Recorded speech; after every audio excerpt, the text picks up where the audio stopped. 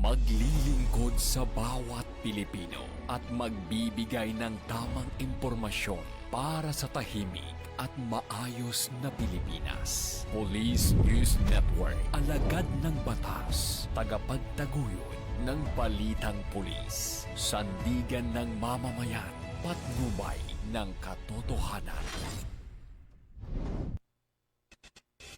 La Campo Crame, maghahatid ng pinakahuling kaganapan at nagbabagang balita. Ito ang PNN Police News Network.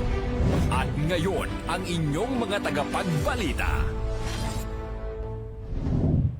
Magandang araw, Bagong Pilipinas. Kami ang inyong alagad ng batas, tagataguyod ng Balitang Pulis, Patrolman Don Brosas. At Patrolwoman Mary Grace Artizuela mula sa PNP Anti-Cybercrime Group. Maghahatid sa inyo ng tamang balita, kwento ng pulis at serbisyo para sa mamamayan. At ito ang PNP News Online. Ang pangunahing balita ng Police News Network.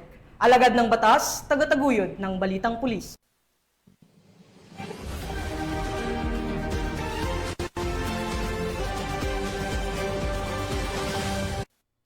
Mga balitang dapat niyong abangan. Abot sa mahigit 200 milyong pisong halaga ng shabu, nasabat sa Bulacan. Dalawang iligal na paggawaan ng baril na diskubre sa Danau City. At lalaki, kalaboso ng PNP Highway Patrol Group sa kasong karnaping.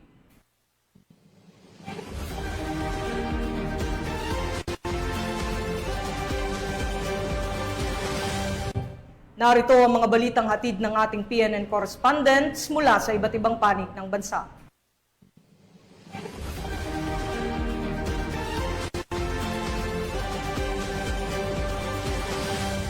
Simulan natin ang balita mula sa bahagi ng Luzon.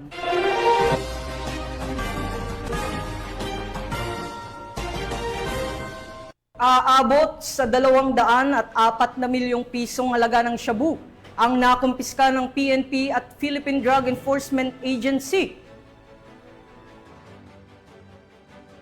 Mula sa 3 high-value targets sa isinagawang bypass operation sa Bulacan. Tuloy-tuloy naman ang pambansang pulisya sa pagpapaigting ng kampanya kontra iligal na droga para sa mapayapa at ligtas na pamayanan. Ibabalita yan ni Patrolwoman Pearl Cristalin Javier. Ang 3 high-value target matapos masabat sa kanila ang tinatayang 30 kilo ng hinihinalang shabu na nagkakahalaga ng 204 million pesos sa isinagawang buy-bust operation sa Payogi Leisure Hub, Old Barrio Road, Barangay Minuyan, Norzagaray, Bulacan. Pinangunahan ng Philippine Drug Enforcement Agency Special Enforcement Service sa pamumuno ni Bobby Marcelino, Team Leader, PIDEA Regional Office 3, San Jose del Monte City Police Station at Norzagaray Municipal Police Station sa ilalim ng pamumuno ni Police Brigadier General Jean S. Fajardo, Regional Director ng Police Regional Office 3. Kinilala ang mga naarestong suspect na sina alias Jessie, 44 anyos, construction worker, alias Jess, 21 anyos na kapwa mula sa Cavite, at alias Tina, 36 anyos na residente ng Quezon City. Nasamsam sa mga suspect ang 30 transparent vacuum-sealed plastic bag, isang black Toyota Fortuner at ang susi nito, isang cellphone, passport, driver's license, 2 wallet at 1,000 pesos bilang buy-bust money. Nahaharap ang mga akusado sa kasong paglabag sa Section 5 and 11 ng RA 9165 o ang Comprehensive Dangerous Drugs Act of 2002 at kasalukuyang nasa kustodiya ng otoridad para sa dokumentasyon at wastong disposisyon. Ang matagumpay na operasyon ay bunga ng pagtutulungan ng iba't ibang ahensya at ng kapulisan upang sugpuin ang pagpapalaganap ng ilegal na droga at ang mga sangkot sa pagbebenta at paggamit nito. Tinitiyak ni Police Brigadier General Fajardo na magpapatuloy ang maigting na kampanya laban sa ilegal na droga upang mapanatili ang kapayapaan at kaayusan sa komunidad bilang bahagi ng hangaring makamit ang isang bagong Pilipinas. Mula dito sa Bulacan Police Provincial Office, ako ang inyong PNN correspondent, Patrolwoman Pearl Cristalin Javier, alagad ng batas, tagataguyod ng Balitang Pulis. Maraming salamat, Patrolwoman Javier. Samantala, hindi na nakapalagpa ang isang lalaki matapos siyang maaresto ng mga operatiba ng pulisya sa Monreal, Masbate dahil sa paglabag sa Republic Act 10591 o ang Comprehensive Firearms and Ammunition Regulation Act at sa ipinatutupad na COMELEC gun ban kaugnay sa katatapos na halalan. Patrolwoman Jeradel Luterte sa balita. Isang lalaki sa Barangay Famoso, Monreal, Masbate dahil sa paglabag sa Republic Act 10591 o ang Comprehensive Firearms and Ammunition Regulation Act kaugnay ng umiiral na COMELEC gun ban alinsunod sa Resolution Number 11067. Kinilala ang suspect sa alias na Mike, 31 taong gulang, binata, isang caretaker at residente ng Sitio Kaonggo, Barangay Rizal, Monreal, Masbate. Batay sa ulat, nakatanggap ng tawag ang Monreal Municipal Police Station hinggil sa isang kaguluhan sa lugar.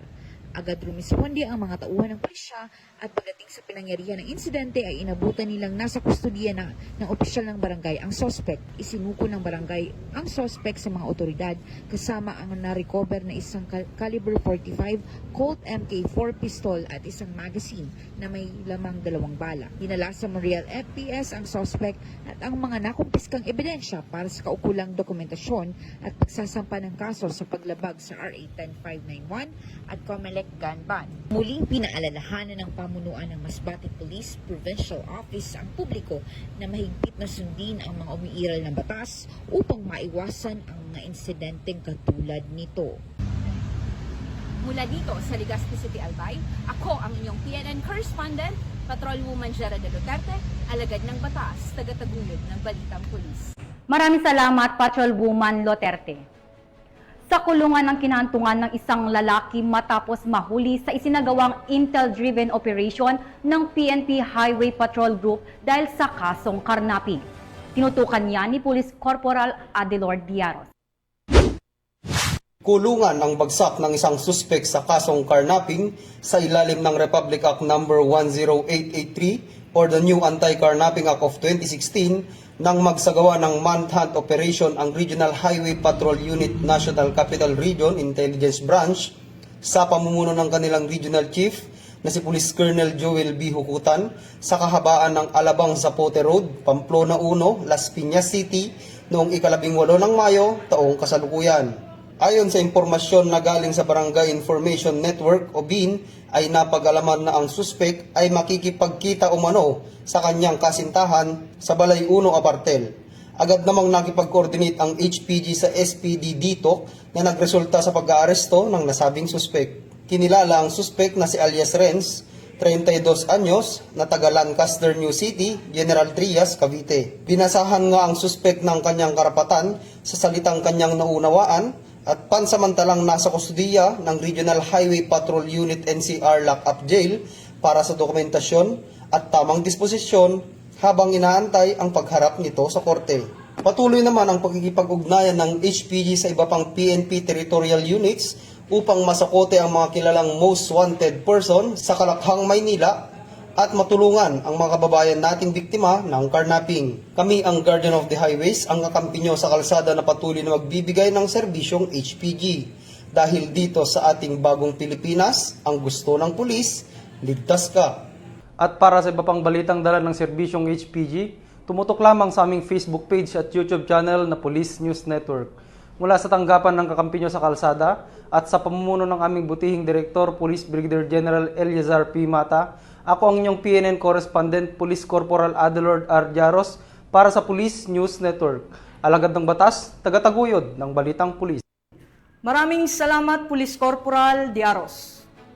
Nasamsam ang tinatayang kalahating milyong pisong halaga ng iligal na droga mula sa 2 sospek sa iskinasang buy-bust operation ng mga operatiba ng Southern Police District sa Barangay Lower Bicutan, Taguig City. Patrolwoman Mary Tony Veva sa report.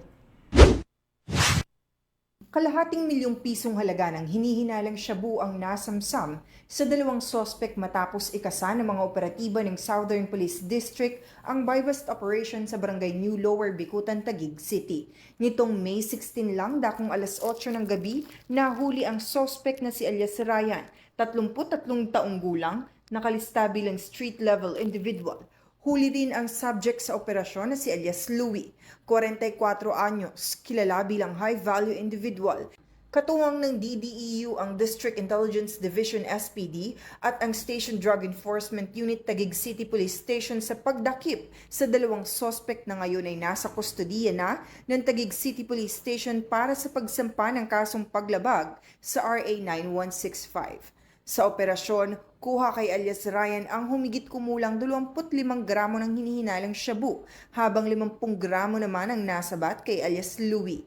Kasama sa nakuha ang Android cellphone na pinaniniwala ang ginamit sa transaksyon, maliit na brown envelope at buy bust money. Sa kabuuan, umabot sa 510,000 pesos halaga ang nasamsam sa dalawang sospek.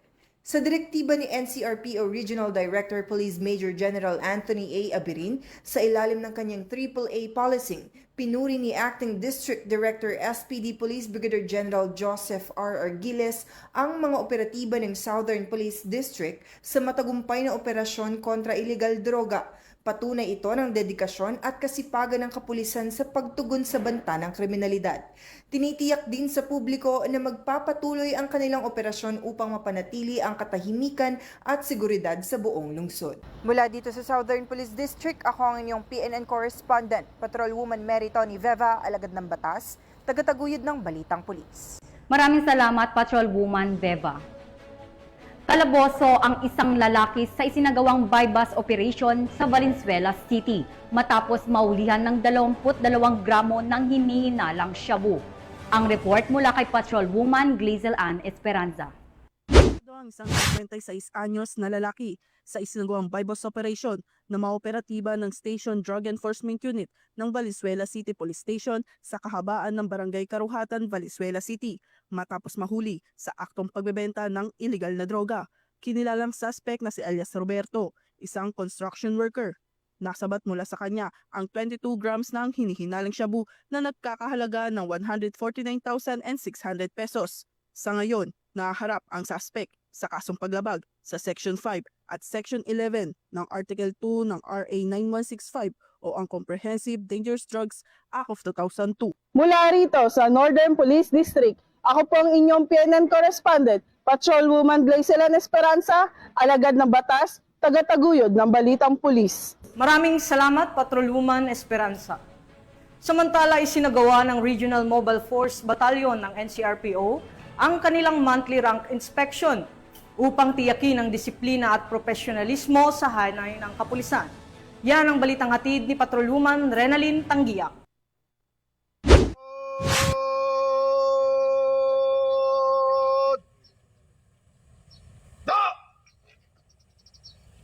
Sa ilalim ng mahigpit na pagsunod sa LOI Tamang Bihis, isinagawa ng Regional Mobile Force Battalion ng NCRPO ang kanilang monthly rank inspection.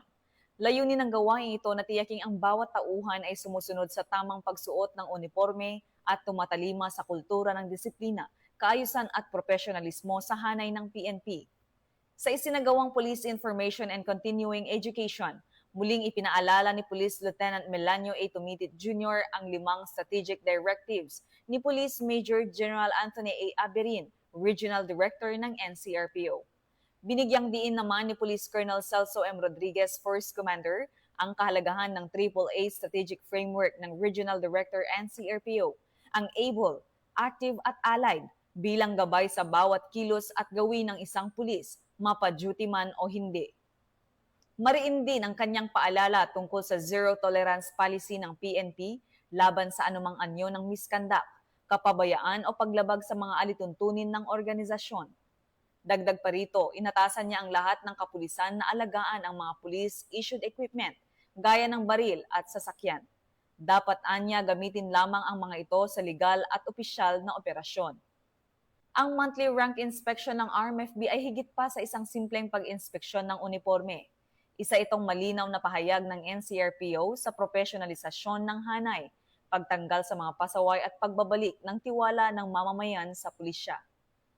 Mula dito sa RMFB NCRPO, ako po ang inyong Police News Network Correspondent, Patrolwoman Renalyn Tanggiak, alagad ng batas, tagataguyod ng Balitang Pulis.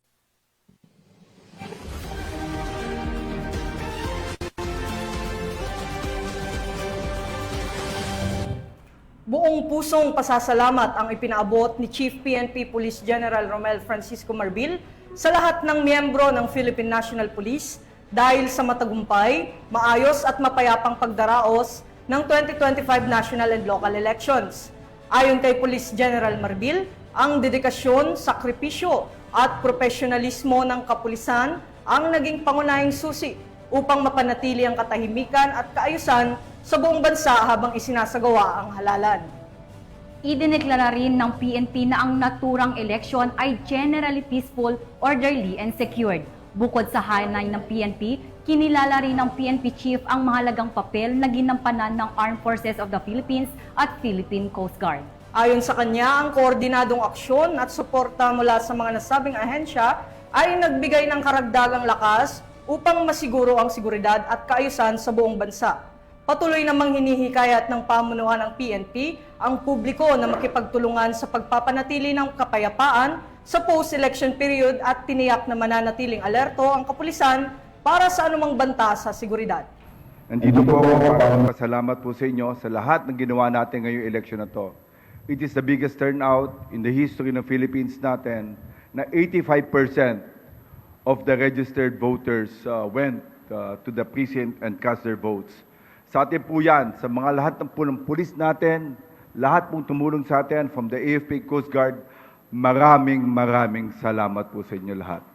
Masasabi po natin na ang eleksyon na ito is generally peaceful, orderly, and secured. Ito po yung mga pulis natin pinaghirapan. Pinaghirapan po natin lahat. Nagkaroon tayo ng preparation. 100 days before election, we prepared. Lahat po kayo tumulong. Wala pong hindi po tumulong sa atin. Lahat ng pulis natin, inalay po natin buhay natin.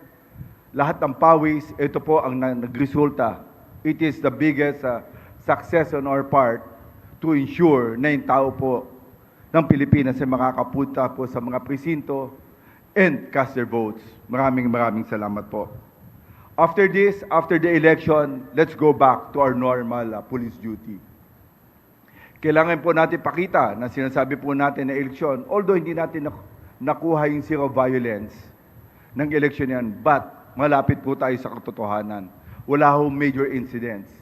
Kaya pala natin to. Kaya natin kung lahat po tayo nagtutulungan, lahat po natin ng mga commanders natin is going down. With this, pakita po natin sa bayan natin na ang pulis na nakikita nyo, naka-uniforme, ito pong pulis na nagbibigay ng tapat na serbisyo. Ipakita po natin sa mga taong yan. With that, masasabi ko po, kung gagawin po natin, kung magtutulungan po tayo, sigurado, kayang-kaya natin mabawasan ang krimen, kaya po natin masiro ang krimen dito sa Pilipinas. Kaya po natin, magtulungan lang po tayo. With that, maraming salamat po. Panitiliin po natin, ang sinasabi po natin, ang Pilipinas sigtas, ito po yung pangako natin sa ating bayan. Isigaw po natin, sa bagong Pilipinas, ang gusto ng pulis, ligtas ka!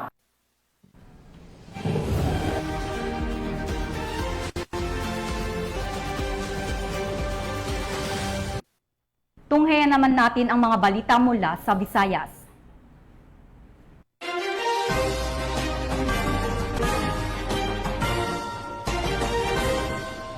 Isang malaking tagumpay kontra illegal na droga ang naitala ng Bacolod City Police Office matapos masabat ang tinatayang mahigit 20 milyong pisong alaga ng shabu mula sa dalawang magkahiwalay na bypass operation sa naturang lungsod.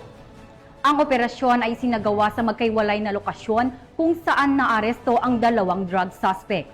Ang detalye mula kay Patrolwoman Glidel Astrologo. Malaking tagumpay sa hanay ng pulisya at sa kanilang kampanya kontra kalakaran ng iligal na droga matapos ang matagumpay na operasyon ng Bacolod City Police Office. Nito lamang ika-18 ng Mayo taong kasalukuyan kung saan dalawang hinihinalang drug personality ang naaresto at nasa humigit kumulang 3,500 gramo ng hinihinalang shabu na nagkakahalaga ng tinatayang 23.8 million pesos ang nakumpiska. Sa isinagawang drug buy-bust operation ng City Drug Enforcement Unit ng Bacolod City Police Office sa pangunguna ni Police Lieutenant Colonel Antonio Benetes Jr. sa Country Home Subdivision, Barangay Estefania, Bacolod City, ay naaresto ang isang high-value target na nakilalang si alias Jom lalaki, walang trabaho at residente ng nasabing lugar. Umabot sa humigit kumulang 2,500 gramo ng hinihinalang shabu na nagkakahalaga ng tinatayang 17 million pesos ang nakuha mula sa suspect. Bukod pa rito ay nagsagawa rin ng hiwalay na operasyon ang Police Station 2 sa Purok Lampirong, Barangay 2 sa pamumuno ni Police Major Eugene Tolentino at Police Captain Genus David. Nahuli ang isang lalaking suspect na si alias Robert, residente ng Barangay Villamonte. Nasamsam mula sa kanya ang humigit kumulang 1,000 gramo ng hinihinalang shabu na tinatayang nagkakahalaga ng 6,800,000 pesos. Ang dalawang suspect ay kasalukuyang nasa kustudiya na ng pulisya at nahaharap sa kasong may paglabag sa Republic Act 9165 o ang Comprehensive Dangerous Drugs Act of 2002. Pinuri ni Bacolod City Police Office City Director Police Colonel Jeresti P. Coronica ang mga operatiba sa kanilang dedikasyon at ipinahayag ang patuloy na determinasyon ng BCPO sa pagsugpo ng iligal na droga.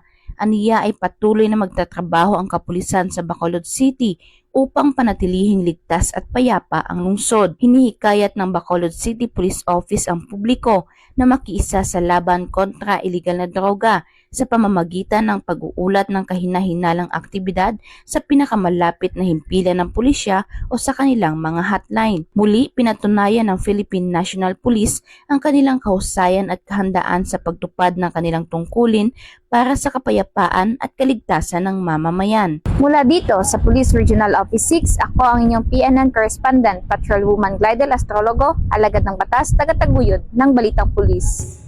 Maraming salamat, Patrolwoman Astrologo.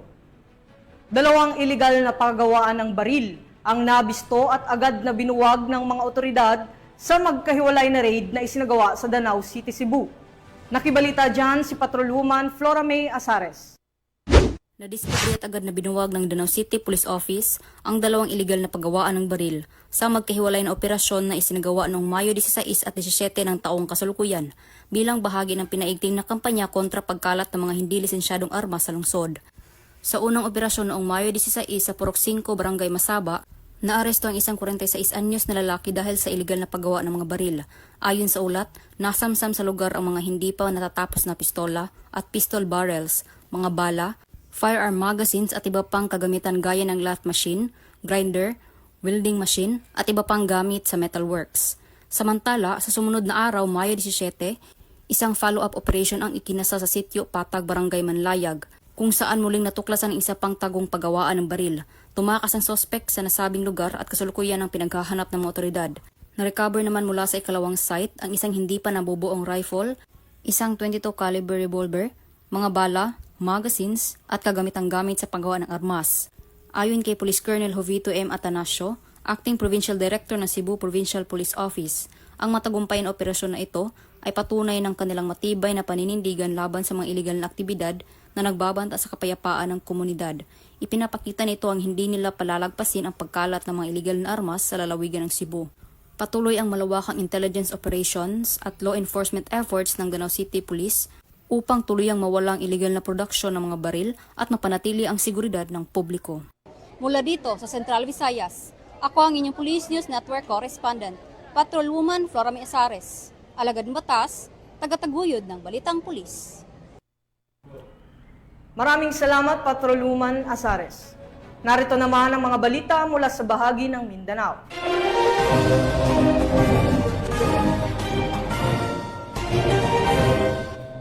Nabuwag ang isang drug den habang naaresto naman ang 3 sospek sa ikinasang anti-illegal drug operation ng mga otoridad sa Bukidnon.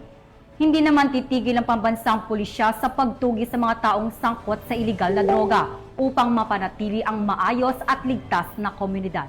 Nakatutok dyan si Patrolwoman Riza Sahonya.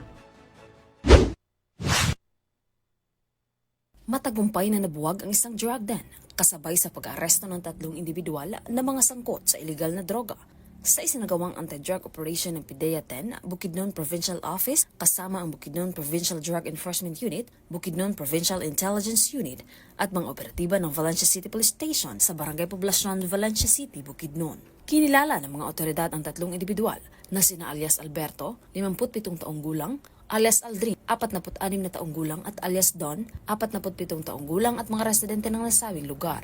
Sa isinagawang anti-drug operation ng mga operatiba, bandang alas 11 ng gabi ay matagumpay na nabuwag ang isang drug den at pagka-aresto ng mga suspect na nakuha ng hinihinalang shabu na may standard drug price na 47,600 pesos. Naharap ang mga suspect sa kasong paglabag sa RA 9165 o Comprehensive Dangerous Drugs Act of 2002. Mula dito sa Northern Mindanao, ako ang inyong Police News Network Correspondent, Patrolwoman Risa Sahonia, alagad ng batas, tagataguyod ng Balitang Pulis. Maraming salamat, Patrolwoman Sahonia. Personal na ipinaabot ni Police Brigadier General Romeo Macapas, Regional Director ng Police Regional Office BAR, ang mensaheng pasasalamat ni Chief PNP Police General Romel Francisco Marbil sa mga kapulisan sa lalawigan ng Basilan, Sulu at Tawi-Tawi. Ibabalita yan ni Patrolwoman Judy Ann Alibo.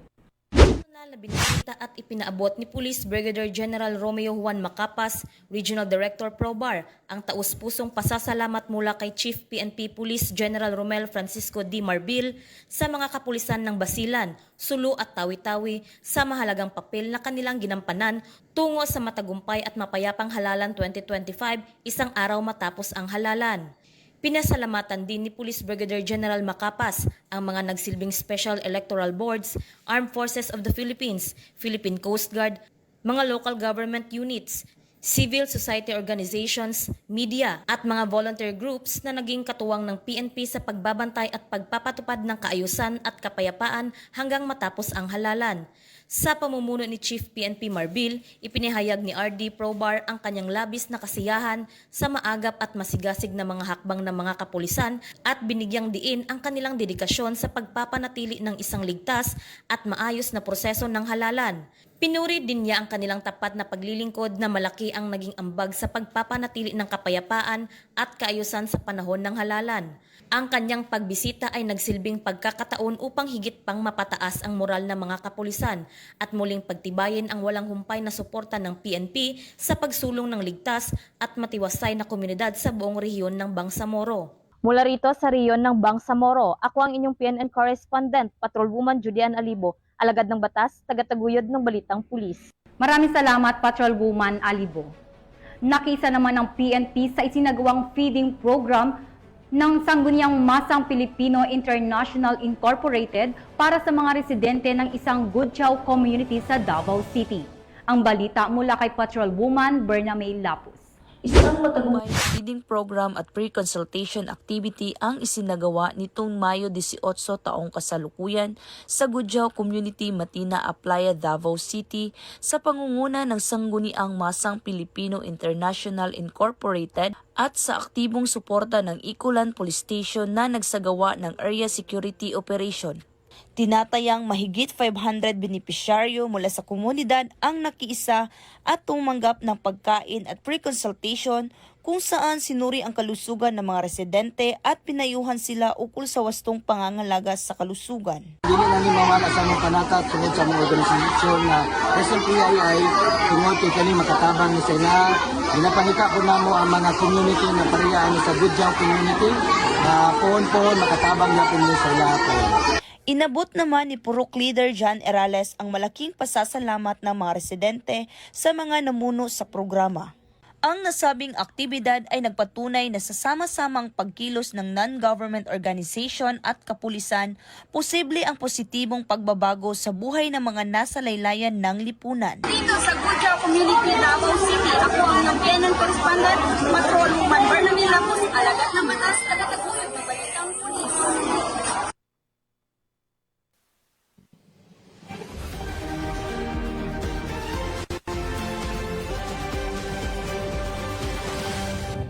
Maraming salamat, Patrolwoman Lapus. At yan ang mga balitang nakalap ng ating PNN correspondents mula Luzon, Visayas at Mindanao. At sa ngalan po ng pamunuan ng Philippine National Police, sa pangunguna ni Chief PNP Police General Romel Francisco Marbil at sa pamumuno ni President Ferdinand Bongbong Marcos Jr., kami ay maglilingkod sa bawat Pilipino at magbibigay ng tama at balanseng balita dahil dito sa bagong Pilipinas, ang gusto ng pulis, ligtas ka. Mula rito sa tanggapan ng tagapag-ugnay ng Pambansang Pulisya, At sa pamumuno ng aming direktor na si Police Brigadier General Marvin Joe Saro, ako ang inyong alagad ng batas, tagataguyod ng Balitang Pulis. Ako po si Patrolman Don Brosas. At Patrolwoman Mary Grace Artizuela mula sa PNP Anti-Cybercrime Group. Maghahatid ng tamang balita, kwento ng pulis at serbisyo para sa mamamayan. At ito ang PNP News Online. Ang pangunahing balita ng Police News Network.